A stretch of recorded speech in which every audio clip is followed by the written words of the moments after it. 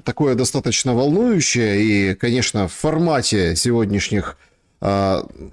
наших рассуждений о войне мы бы очень хотели всех, прежде всего, призвать запасаться терпением и стойкостью, потому что кажется, что галоп эскалации, вот он уже топотом копыт